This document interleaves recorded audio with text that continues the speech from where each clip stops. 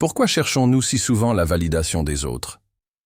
Pourquoi nous éparpillons-nous à plaire, à prouver, à nous justifier, alors que la seule personne qui a réellement besoin d'être convaincue, c'est nous-mêmes? Nous passons trop de temps à écouter le bruit du monde et pas assez à écouter la voix intérieure qui nous guide.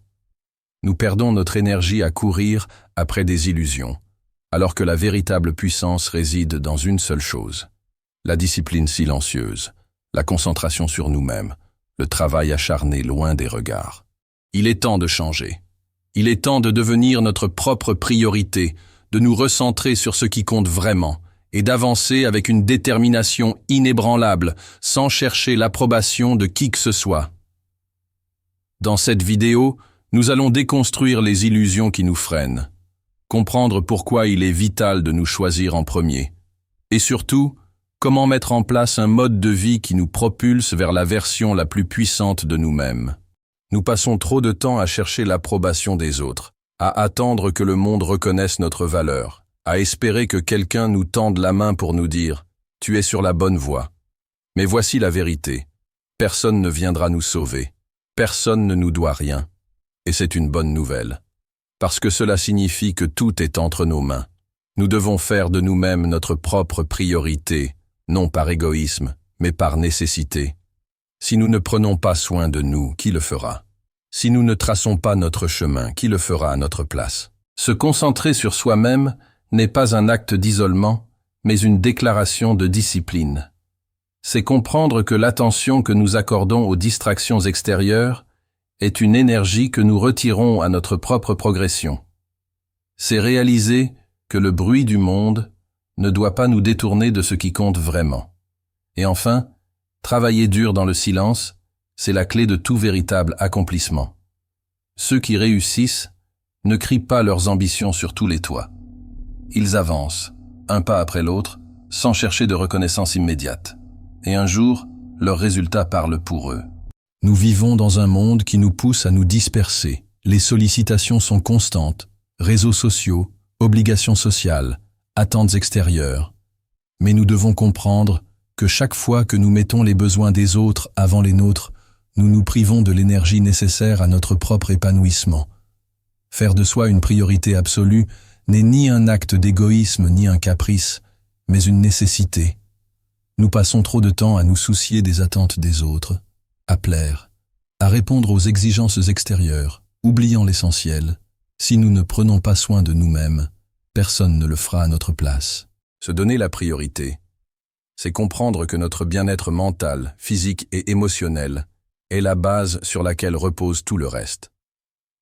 Un esprit épuisé, un corps négligé, une âme tourmentée ne peuvent ni bâtir, ni créer, ni inspirer. C'est pourquoi nous devons nous accorder du temps, investir en nous, cultiver nos forces et tracer notre propre chemin sans craindre le jugement. Il ne s'agit pas d'ignorer les autres, mais de reconnaître que l'amour, l'aide et l'énergie que nous pouvons offrir dépendent directement de ce que nous avons en nous. Un puits vide ne désaltère personne. Faire de soi une priorité, c'est aussi apprendre à dire non, à fixer des limites, à choisir nos combats. Ce n'est pas fuir les responsabilités, c'est comprendre que nous ne pouvons pas tout assumer. C'est cesser de nous excuser d'être nous-mêmes, cesser de sacrifier notre temps pour des choses qui n'en valent pas la peine. Nous avons une vie, une seule. Si nous ne nous choisissons pas aujourd'hui, qui le fera pour nous? On nous a appris que le sacrifice est une vertu, que s'oublier pour les autres est une preuve de grandeur.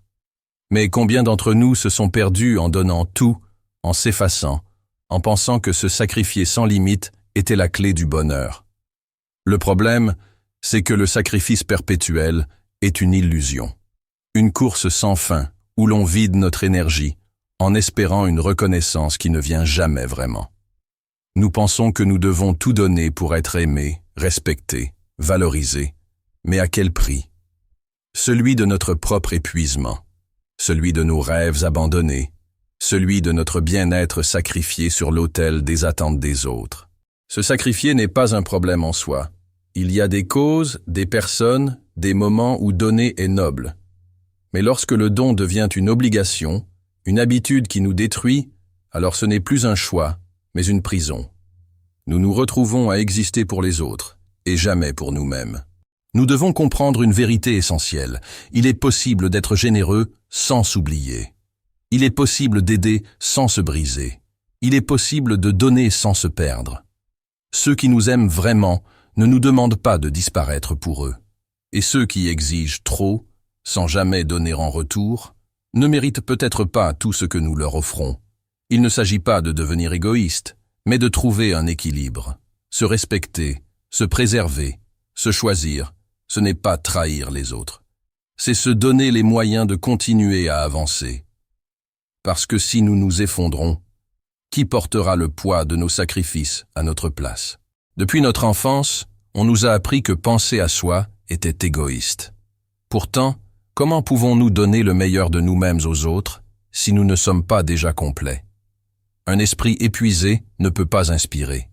Un corps fatigué ne peut pas servir. La priorité que nous nous donnons n'est pas une question d'ego, mais de bon sens. Nous devons apprendre à nous protéger des énergies négatives. C'est un art, une discipline que nous devons cultiver chaque jour. Car le monde est rempli de distractions toxiques, de paroles destructrices, d'influences qui sapent notre force intérieure. Si nous ne sommes pas vigilants, nous nous laissons envahir par des pensées qui ne sont pas les nôtres, par des émotions qui nous affaiblissent, par des personnes qui nous tirent vers le bas.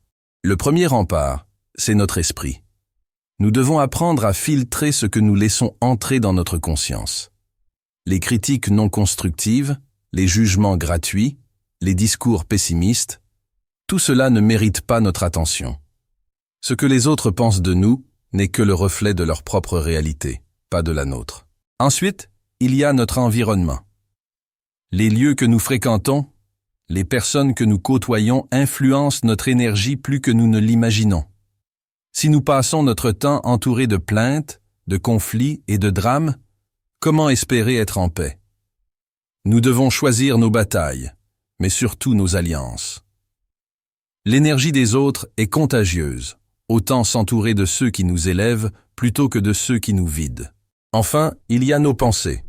Se protéger des énergies négatives, ce n'est pas seulement éviter celles des autres, c'est aussi dompter les nôtres. L'auto-sabotage, la peur, le doute, ces voix intérieures qui nous freinent, nous devons leur faire face et les remplacer par des affirmations puissantes. La vie est déjà assez complexe pour que nous laissions les influences négatives nous briser. Construisons notre propre forteresse mentale, éloignons-nous de ce qui nous empoisonne et concentrons-nous sur ce qui nourrit notre âme. Nous devons être vigilants quant aux influences qui nous entourent. Il est trop facile de se laisser aspirer par les problèmes des autres, par les drames inutiles, par des relations toxiques qui nous drainent. Nous devons apprendre à poser des limites, à dire non, à refuser de nous engager dans ce qui ne nous fait pas grandir. La meilleure façon de nous privilégier, d'être notre propre priorité, est d'investir dans notre croissance et notre développement personnel. Lire, apprendre, prendre soin de son corps et de son esprit. Voilà des investissements qui ne trompent jamais. Chaque jour, nous devons chercher à nous améliorer, à devenir une meilleure version de nous-mêmes. Car la seule personne avec laquelle nous sommes en compétition, c'est celle que nous étions hier. Le développement personnel n'est pas un luxe, ni une mode passagère. C'est une nécessité, une discipline de vie qui nous permet de grandir, d'évoluer et de devenir la meilleure version de nous-mêmes. Sans lui, nous stagnons. Nous répétons les mêmes erreurs, nous restons enfermés dans nos doutes, nous laissons les circonstances dicter notre destin. Pourquoi est-il si crucial? Parce que tout ce que nous voulons atteindre, le succès, la sérénité, la confiance, l'épanouissement, commence par nous-mêmes. Un esprit non cultivé se laisse envahir par la peur. Un corps négligé finit par nous trahir. Un mental faible cède sous la pression. Se développer, c'est d'abord apprendre à mieux se connaître. Comprendre nos forces, nos faiblesses, nos véritables aspirations. Trop de gens vivent en mode automatique, sans jamais questionner leurs choix, sans jamais chercher à s'améliorer. Or, comment espérer réussir si nous ne savons même pas où nous allons? Ensuite, c'est un travail de discipline. Lire, apprendre, se remettre en question, développer des habitudes qui nous renforcent. Ce n'est pas facile, mais c'est la seule voie vers une transformation durable. Nous ne devenons pas plus forts par hasard, mais par engagement. Le développement personnel est une protection. Il nous aide à mieux gérer les échecs, à affronter les défis avec résilience, à ne plus nous laisser détruire par les énergies négatives. Plus nous grandissons intérieurement, moins nous sommes vulnérables aux tempêtes extérieures. Chaque jour est une opportunité de progresser. La vraie question est, allons-nous la saisir ou continuer à attendre que la vie change par elle-même? Le monde est bruyant, trop bruyant. Les opinions fusent de partout, les distractions sont omniprésentes et si nous ne sommes pas vigilants, nous nous égarons. Se concentrer sur soi, c'est choisir avec soin où placer son attention et c'est l'un des plus grands défis de notre époque. Nous vivons dans un monde qui sollicite constamment notre attention. Notifications, opinions des autres, comparaisons incessantes sur les réseaux sociaux, tentations qui nous éloignent de nos objectifs. Si nous ne reprenons pas le contrôle, nous nous laissons happer par une réalité qui ne nous appartient même pas. La première clé, c'est la clarté. Nous devons savoir exactement ce que nous voulons. Sans vision, nous sommes comme un bateau sans gouvernail, dérivant au gré des influences extérieures. Où voulons-nous aller? Quelles sont nos priorités? Une fois que nous avons ces réponses, il devient plus facile de filtrer ce qui mérite notre énergie et ce qui n'en vaut pas la peine. Ensuite, il y a la discipline. Être concentré sur soi-même, ce n'est pas juste une question d'envie, c'est un choix quotidien. Cela signifie apprendre à dire non aux distractions, aux conversations inutiles, aux personnes qui ne nous apportent rien. Cela signifie organiser son temps avec rigueur, éliminer le superflu et ne garder que ce qui nous fait avancer. Ignorer les distractions, c'est aussi ignorer les jugements extérieurs. Trop souvent, nous nous soucions de ce que les autres pensent de nous. Mais leur opinion ne changera rien à notre destin. Ce qui compte, c'est ce que nous faisons jour après jour, pour devenir meilleurs, plus forts, plus alignés avec notre véritable essence. Se recentrer sur soi n'est pas un acte d'égoïsme, mais un acte de puissance. C'est la seule façon de construire une vie qui nous ressemble vraiment, sans être constamment tiraillés par des forces qui nous éloignent de notre véritable potentiel. Nous ne pouvons avancer si nous ne savons pas où nous allons. Chaque jour doit être une pierre de plus ajoutée à l'ouvrage de notre vie. Quels sont nos buts? Que voulons-nous réellement? Sans réponse à ces questions, nous serons condamnés à errer. La clarté des objectifs est ce qui distingue ceux qui avancent de ceux qui stagnent. Sans une vision précise, nous errons, ballottés par les circonstances, prisonniers du doute et de l'indécision. Nous pouvons avoir du talent, de la motivation, de l'énergie. Mais sans une direction claire, tout cela se disperse. Un objectif bien défini est un phare dans la tempête. Il nous rappelle pourquoi nous faisons ce que nous faisons. Il nous donne la force de persévérer quand les obstacles se dressent sur notre route.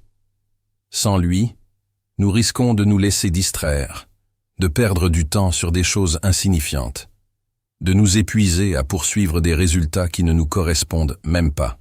Avoir des objectifs clairs, c'est avant tout se poser les bonnes questions. Où voulons-nous être dans 1 an, dans 2 ans, dans 5 ans? Quelles sont les actions concrètes qui nous rapprocheront de ce but? Quelles distractions devons-nous éliminer pour y parvenir? Une fois ces réponses trouvées, il ne reste plus qu'à agir. Pas dans le flou, pas dans l'hésitation, mais avec précision et engagement. Chaque jour doit être un pas vers cet objectif. La clarté nous libère du doute. Elle transforme l'effort en progrès. Elle donne du sens à nos sacrifices et de la cohérence à notre discipline. Ceux qui savent exactement ce qu'ils veulent finissent toujours par l'obtenir, car leur esprit est focalisé sur une seule chose: avancer, encore et toujours. L'art de dire non est l'une des compétences les plus précieuses que nous puissions développer. C'est une barrière qui protège notre temps, notre énergie et notre équilibre mental. Pourtant, beaucoup d'entre nous ont du mal à le faire, par peur de décevoir, de blesser ou d'être mal perçus. Mais chaque oui que nous disons à contre-cœur est un non que nous disons à nous-mêmes. Chaque fois que nous acceptons une demande qui ne nous convient pas, nous sacrifions une partie de notre propre progression. Nous laissons les attentes des autres dicter notre emploi du temps et nos priorités. Savoir dire non, c'est comprendre que nous ne pouvons pas tout faire, que nous ne devons pas tout accepter. C'est refuser ce qui ne sert pas notre évolution, ce qui nous éloigne de nos objectifs, ce qui épuise notre énergie sans réelle valeur en retour. Dire non ne signifie pas être froid ou égoïste. Cela signifie être clair sur ce qui compte pour nous. Cela signifie fixer des limites saines et s'entourer de personnes qui respectent notre espace. Ceux qui tiennent vraiment à nous comprendront. Ceux qui s'offusquent ne nous respectaient probablement pas autant qu'ils le prétendaient. L'énergie est précieuse. Le temps est limité. Si nous ne choisissons pas où nous l'investissons, d'autres le feront à notre place. Dire non, c'est reprendre le contrôle. C'est nous affirmer. C'est nous respecter. Encore une fois, chaque oui que nous disons aux autres est potentiellement un non que nous nous disons à nous-mêmes. Alors, réfléchissons bien à cela. Nous devons apprendre à protéger notre temps, à éviter les engagements inutiles et à faire respecter nos priorités. Se concentrer sur soi, c'est aussi ne pas se laisser dominer par les émotions négatives. Nous devons cultiver la discipline de l'esprit, apprendre à voir les obstacles comme des épreuves et non comme des freins. La maîtrise des émotions est une force rare et puissante. Ce n'est pas l'absence de sentiments, mais la capacité à ne pas se laisser gouverner par eux. Trop souvent, nous réagissons sous l'impulsion du moment. La colère nous fait dire des choses que nous regrettons. La peur nous paralyse. L'euphorie nous rend imprudents. Ceux qui ne contrôlent pas leurs émotions sont comme des navires sans gouvernail, à la merci des vents et des tempêtes extérieures. Le premier pas vers la maîtrise, c'est la conscience. Nous devons apprendre à observer nos émotions sans leur obéir aveuglément. Quand une frustration surgit, quand une peur nous envahit, au lieu de réagir immédiatement, prenons un instant. Demandons-nous, est-ce que cette réaction me sert? Est-ce que je veux laisser cette émotion dicter ma réponse? Ensuite, vient la discipline. La patience, la retenue, la capacité à prendre du recul sont des muscles que nous devons entraîner. Au lieu de réagir sous le coup de l'émotion, nous apprenons à répondre avec sagesse.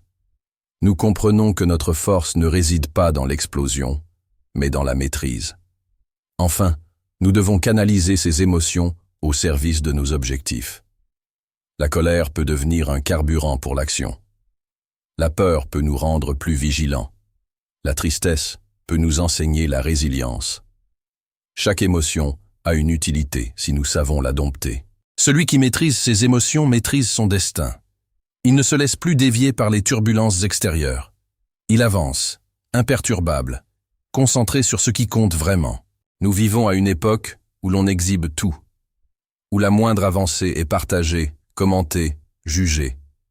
Mais les plus grandes transformations se font loin des regards, dans la solitude de l'effort. Travailler dur dans le silence est une philosophie puissante.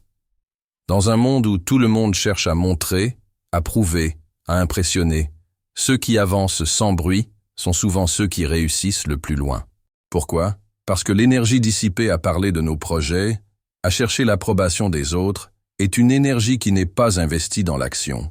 Trop souvent, nous parlons avant d'agir, nous annonçons avant d'avoir accompli, et au final, nous nous épuisons à maintenir une image plutôt qu'à construire une réalité. Le travail silencieux a un avantage immense. Il protège notre concentration. Moins nous partageons nos objectifs, moins nous laissons de place aux doutes extérieurs, aux critiques inutiles, aux influences qui pourraient nous détourner de notre chemin. Cela ne veut pas dire qu'il faut tout cacher ou refuser l'aide des autres, mais il faut savoir choisir ses confidences. Tout le monde n'a pas besoin de savoir ce que nous faisons. Tout le monde n'a pas besoin de valider nos ambitions. Le succès est une démonstration en lui-même. Alors, travaillons dans l'ombre. Perfectionnons nos compétences. Faisons les sacrifices nécessaires. Et un jour, sans avoir crié, sans avoir quémandé d'attention, nos résultats parleront pour nous. C'est ainsi que l'on impose le respect, non par les mots, mais par la puissance des actes. Rien de grand ne s'obtient en un jour. Le progrès est le fruit d'un travail répété, d'une discipline implacable. Chaque action, chaque répétition, nous rapproche de notre but. L'importance de la constance ne peut être sous-estimée. C'est elle qui sépare ceux qui réussissent de ceux qui abandonnent. Le talent est inutile sans discipline et la motivation est éphémère si elle n'est pas soutenue par une action quotidienne et rigoureuse. Trop souvent, nous nous laissons piéger par l'illusion du progrès rapide. Nous voulons des résultats immédiats, nous cherchons des raccourcis, et quand nous ne voyons pas d'amélioration instantanée, nous nous décourageons. Mais la vérité, c'est que la réussite appartient à ceux qui avancent chaque jour, même quand les progrès semblent invisibles, même quand la fatigue et le doute s'installent.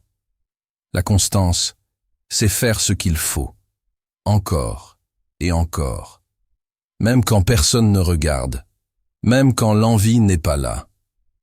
Ce n'est pas l'exploit ponctuel qui forge la grandeur, mais l'accumulation de petites victoires quotidiennes. Chaque répétition nous renforce, chaque effort nous rapproche de notre objectif. Regardons autour de nous. Ceux qui excellent dans leur domaine n'ont pas simplement eu un coup de chance. Ils ont répété, échoué, recommencé, ajusté, persévéré, jusqu'à ce que la maîtrise devienne inévitable. Alors, ne comptons pas sur la motivation seule, car elle est trop instable. Comptons sur la discipline, sur l'habitude, sur l'engagement inébranlable. Car au final, ce n'est pas ce que nous faisons une fois qui définit notre succès, mais ce que nous faisons jour après jour, sans relâche. Quand nous travaillons en silence, nous évitons les pressions inutiles. Nous ne sommes pas affectés par les attentes des autres. Puis, un jour, notre succès parle pour nous. Ceux qui doutaient se taisent. Ceux qui se moquaient observent en silence. L'effet de surprise est une arme puissante. Il brise la monotonie, capte instantanément l'attention et laisse une empreinte durable. Dans la vie, ceux qui savent surprendre maîtrisent un avantage caché. Ils renversent les attentes, forcent l'esprit à s'arrêter un instant et à reconsidérer ce qu'ils croyaient acquis. C'est ce qui rend un discours percutant, une stratégie imparable, une personnalité inoubliable. Nous pouvons utiliser l'effet de surprise à notre avantage. Dans nos discours, en commençant par une phrase qui défie les conventions. Dans nos actions, en prenant tout le monde de court par notre discipline, notre persévérance ou un changement radical. Dans nos décisions, en osant l'inattendu quand tout le monde nous croit prévisible. L'effet de surprise fonctionne parce qu'il joue sur un mécanisme fondamental du cerveau, l'anticipation. Dès que nous bousculons cette anticipation, nous créons un impact. C'est ainsi que les plus grands leaders, artistes et penseurs de l'histoire ont marqué leur époque. Alors, au lieu de suivre le chemin tracé, osons surprendre. C'est ainsi que l'on se démarque. Il n'y a rien de plus gratifiant que de savoir que nous avons avancé par nous-mêmes sans chercher de validation extérieure. Ce que nous construisons en secret devient une forteresse que rien ne peut ébranler. La satisfaction du travail accompli est l'une des sensations les plus profondes et les plus gratifiantes que nous puissions ressentir. Ce n'est pas simplement la fin d'une tâche qui nous procure cette satisfaction, mais le chemin parcouru, l'effort investi, la discipline maintenue malgré les obstacles. Lorsque nous terminons quelque chose qui nous a demandé du temps, de la patience et de l'énergie, nous ressentons un sentiment d'accomplissement qui ne peut être simulé ni remplacé par une gratification immédiate. C'est une récompense intérieure, un respect que nous gagnons envers nous-mêmes. La véritable satisfaction vient du dépassement de soi, du fait de savoir que nous avons donné le meilleur de nous-mêmes, que nous avons construit quelque chose de concret, que nous avons avancé, même d'un petit pas, vers nos objectifs. C'est pourquoi il est essentiel d'adopter une mentalité orientée vers le processus plutôt que vers la simple quête de résultats rapides. Chaque effort compte. Chaque jour de travail acharné forge un caractère plus fort. Chaque pas en avant nous rapproche de la meilleure version de nous-mêmes. Le travail accompli laisse une trace, non seulement dans le monde extérieur, mais surtout en nous. Il nous façonne. Et cette satisfaction-là, personne ne peut nous l'enlever. Faisons de nous notre priorité. Cultivons la discipline et l'attention. Travaillons sans attendre de reconnaissance immédiate, parce qu'au bout du chemin, il n'y a qu'une seule chose qui comptera, ce que nous avons accompli. Et cela, personne ne pourra nous l'enlever.